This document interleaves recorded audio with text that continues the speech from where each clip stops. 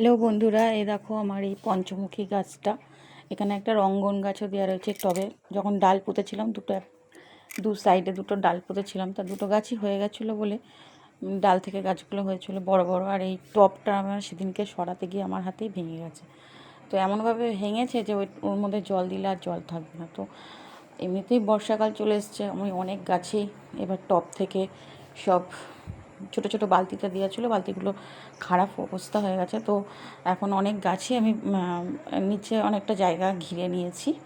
তো সব প্রায় কিছু কিছু গাছ আমি নিচে দিয়ে দেবো। তো আজকে টবটা ভেঙে যাওয়ার, এটা দিতাম হয়তো 2-4 দিন পর দিতাম, কিন্তু যেহেতু টবটা ভেঙে গেছে তো সেই কারণে আমাকে আজকেই গাছটা ট্রান্সফার করতে হলো নিচে। আর এত মানে শিকড় হয়ে গেছে তো প্রচুর, আর প্রচুর শক্ত হয়ে গেছে।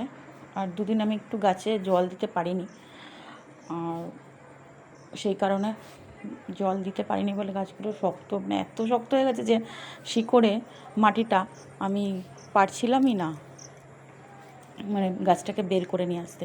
আর দুটো গাছ বেশি করে ঘা দিয়ে মারতেও পারছি না, কোন শিকড় কেটে যাবে, তখন আবার সাইডের গাছটাও নষ্ট হয়ে যাবে। আর সাইডে একটা রঙ্গন গাছ দেওয়া রয়েছে, ওটাও বেশ বড় সড়ো হয়ে গেছে। বালতিটা যেহেতু ভেঙে বালতি টবটা যেহেতু ভেঙে গেছে, তো আমাকে দুটো গাছই ট্রান্সফার করতে হবে। রঙ্গন গাছটা আমি নিচে দেবো না, ওটা আমি টবে ওপরেই দেবো। তো ওটা আমি অন্য দিনকে একটা ভালো টব দেখে ওই কিছু একটা দেখে ওর মধ্যে ট্রান্সফার করে দেবো। তো ওই রক্ত পঞ্চমুখী গাছটা লাল রঙের পঞ্চমুখী গাছটাতে অনেকবার ফুলও ফুটেছে, তোমাদের সাথে আমি শেয়ারও করেছিলাম। তো এই গাছটা আজকে ট্রান্সফার করে দিচ্ছি নিচে। আমার নিচে যে জবা ফুল গাছ রয়েছে তার সাইডে একটু জায়গা হয়েছে, আর আমি মশারি দিয়ে বেশ অনেকটা জায়গা বাড়িয়ে নিয়েছি। মানে ছোটোর মধ্যে ঘেরা ছিল নিচে, সেদিনকে যে কচুর শাক কাটলাম সেই জায়গাটা ছোট্ট ছিল, সেই জায়গাটা আমি অনেকটা মশারি আর প্লাস্টিকের বস্তা সেলাই করে অনেকটা জায়গা বাড়িয়ে নিয়েছি।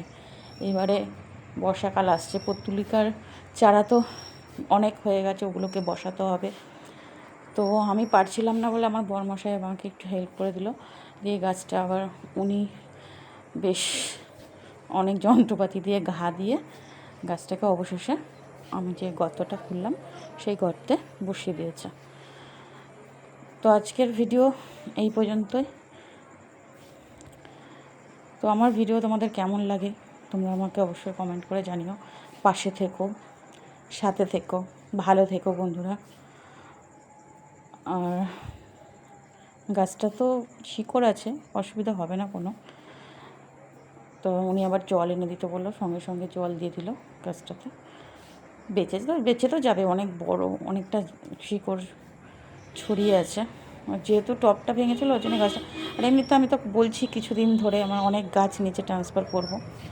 সামনে অনেকটা করার আছে, ঘেরাটা করে নিয়ে, মানে আমাদের এখানে ছাগলের খুব উৎপাত, তো ওর জন্য নিচে গাছ আমি পুঁততে পারি না। এই যে জায়গাটা আমি ঘিরেছি, আগে ঘেরা ছিল ছোট্টর মধ্যে, ওটাকে একটু বড় করেছি। আর এই ড্রাগন গাছগুলো সেই দিয়েছিল বস্তার মধ্যে কেটে কেটে, বেশ গাছগুলো এখন আবার চারিদিক থেকে ডালপালা বেরিয়েছে। আর এই যে জায়গাটা আগে এইটুকুনি ঘেরা ছিল, আর এখন এই সাইডে আরও অনেকটা বেশি করে ঘিরে নিয়েছি, বেশ জায়গাটা বড় করে নিয়েছি। এর ভেতরটা পরিষ্কার করা বাকি।